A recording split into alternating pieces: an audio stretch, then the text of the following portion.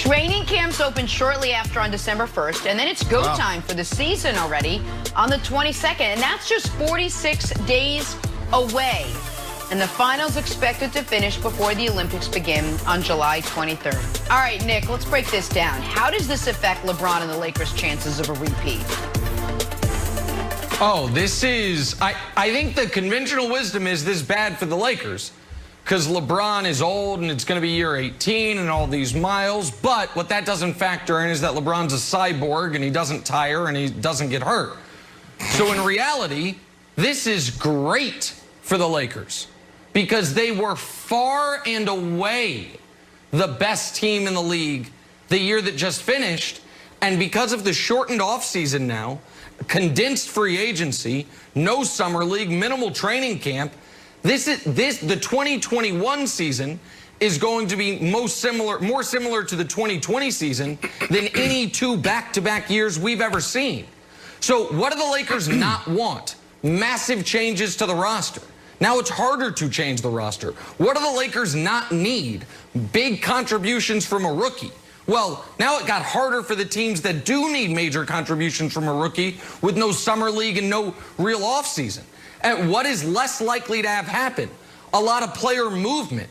If for no other reason then, if you're a guy, say Rajon Rondo Wilds, and I know the Clippers might want him, but let's take any team other than the Clippers that recruits him.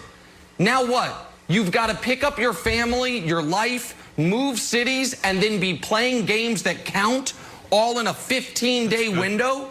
I think it leads to more static, meaning lack of movement, and it lets Anthony Davis, who was just playing the best basketball of his career, continue that momentum. So I say this is outstanding news for the defending world champion Los Angeles Lakers Wild. Okay, so I buy most of that, and I'm going to float a theory to you that I want your reaction on. LeBron he shoulders responsibility for the success of the league, right? And he's going to have to play December 22nd. That's a Turner game, and that's an ESPN game on the 25th. Those are two big games that he's going to go 100%. Usually those games were obviously 3 months apart. Now they're back-to-back. So he's got to come right out of the gate strong. Nick, we know that the only thing that really matters in LeBron's legacy is chasing ring number 6. And if he's got 72 games in a condensed schedule, and I know you're going to claim he's a cyborg, but it's not irresponsible to say, like, hey, let's manage our workload here. Rob Mahoney reported there's going to be 3 times as many back-to-backs this year as there was last year. I am totally okay. Wow. I'm going to go a step further.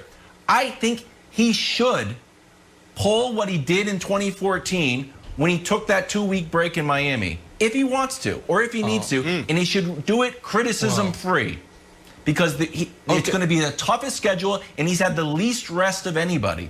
So if you have been against load management for all the other players, I think LeBron should put this in his arsenal to break out if needed and not receive any criticism for it. Let me respond to it quickly, and then I'll toss it to Brandon. First of all, the characterization of pull what he did in 2014, LeBron was getting a knee issue dealt with. He had to deal with it in Miami. I don't know, pull what he did. He needed 2 weeks to deal with an injury. So I don't know what you're talking about, pull what he did in 2014. That historical record does not back that up.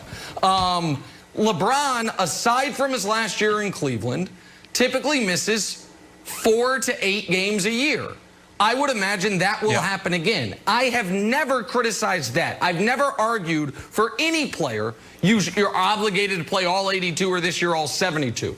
It's the I'm going to skip a quarter of the games when healthy that I think's over the top. Now, I understand the LeBron's played the 3rd most minutes of any player in the history of basketball. If anyone deserves time off, it's him.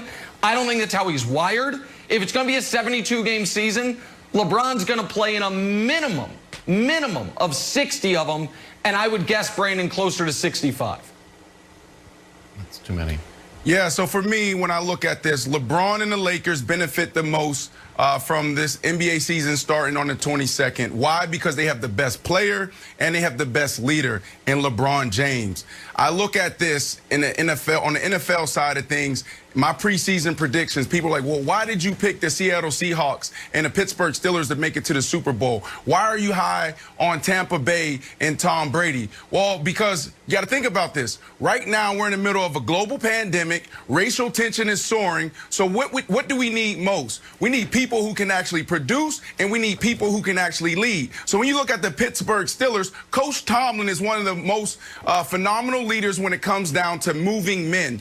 And then the Seattle Seahawks, the entire culture from Russell Wilson to Pete Carroll to Bobby Wagner, the entire locker room just lights out. Tampa Bay, Tom Brady alone has not revolutionized, excuse me, too strong, but Tom Brady has taken that culture and put it into a healthy space so fast. So when you look at the NBA, go back to the bubble. The Lakers won it because of LeBron James, because LeBron James was able to change the mindset of everybody in that locker room. You had Dwight Howard that didn't want to come back. You had other teams and other players around it that opted out. LeBron James was able to keep everybody together. So if LeBron James' mindset switches to where, all right, let's kick it into gear, let me go get 5, then they will have the best chance of repeating because of him. Best player and best leader in the NBA. All right, all three of you are high on LeBron and the Lakers coming into this season. According to our friends at Fox Bet, they still have the Lakers as the favorites to take home the 2021 title. So it's Lakers, followed by Clippers, Warriors, Bucks, and then you see the Nets there. Nick, who is impacted the most from the updated schedule? Well, listen, I think that teams that finish the year feeling great about themselves are helped by it. So we all talked about the Lakers, but I also think a team like Dallas and Denver are also helped by it. But I'm going to focus more on impact in a negative way. I think 2 of those teams on the list are really, really negatively impacted by this. And people will think I'm picking on them, but I was right last year and I'm going to be right here. This is awful for the Clippers. The Clippers need a long, Kurt has told them, they need to remake their roster a bit. Now have less time to do it. It's now harder to do it. They got a new head coach. They're going to have to figure that out in a more abbreviated period of time. And if anybody needs extra time to rest, it's Kawhi. And now he's not going to get it. Yep. And the back-to-backs, Kawhi, when's the last time Kawhi played a back-to-back? When he was at San Diego State in the Pac-12 tournament? They're not even in the Pac-12. In the NCAA tournament? Like, it hadn't happened. And so for the Clippers, it's bad. Another team on that list, Wild, it's bad for is Golden State. Because Golden State was either going to be big game hunting this summer, which is now harder in a far more condensed free agency, or they were going to keep that number 2 pick and hope that after Summer League and offseason in that culture, he can be a real contributor. Now there's no Summer League. James Wiseman hadn't played, who allegedly they're targeting, James Wiseman played 3 college basketball games. And now he's got no summer league. And now that you draft him, you expect him to walk into an NBA game and be a part of a championship contender.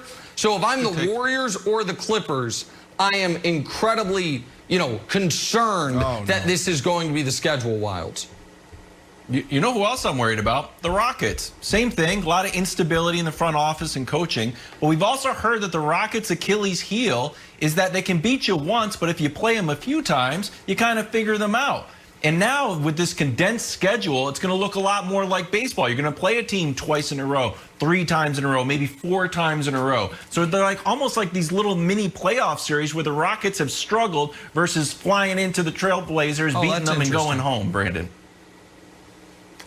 Well, I disagree with you. The Rockets have no chance, period. That small ball has proven not to be effective in the NBA. But, Nick, I totally disagree with you with the Clippers. The Clippers, it goes back to the same thing I talked about in the first question. And it comes back to mindset. Only thing that Clippers need is the guys in the locker room that buy into whatever they're selling. If they're going to show major love to their superstars and give them days off and load management, then everybody need to understand that those two are the superstar, Paul George and Kawhi Leonard. That's what broke down this team. Kawhi Leonard, let's not forget, this is Mr. Consistent. He's still one of the best top 3 NBA players today. So let's not forget that.